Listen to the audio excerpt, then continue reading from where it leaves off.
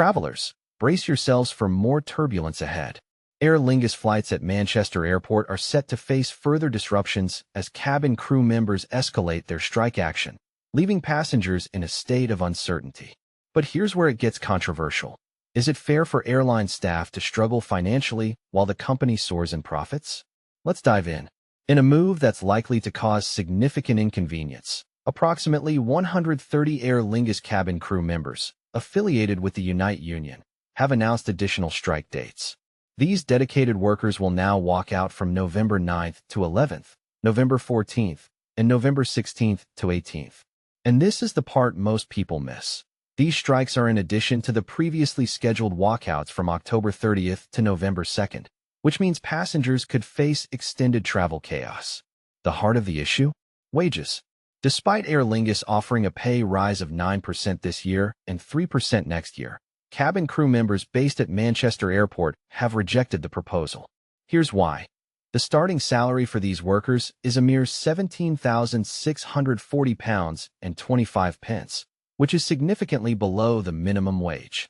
To put this into perspective, their counterparts in Ireland earn a starting basic salary of €29,833.26, equivalent to approximately £8,249 more. Is this wage disparity justified, or is it a clear case of inequality?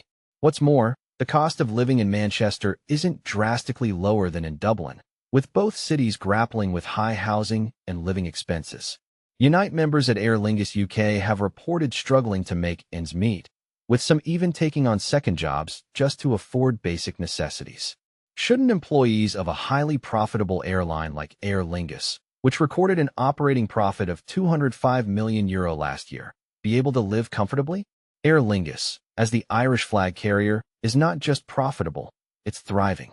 The airline projects profits of around £35 million from just 2 aircraft operating 3 routes at Manchester Airport, Barbados, New York JFK, and Orlando, the very routes affected by this dispute. Unite General Secretary Sharon Graham has slammed the situation, stating, "It is outrageous that cabin crew working for such a profitable airline are struggling on such low wages and cannot afford the basics." But the wage gap isn't the only issue. Irish workers receive higher down-route allowances for essentials like food, taxis, and medicine.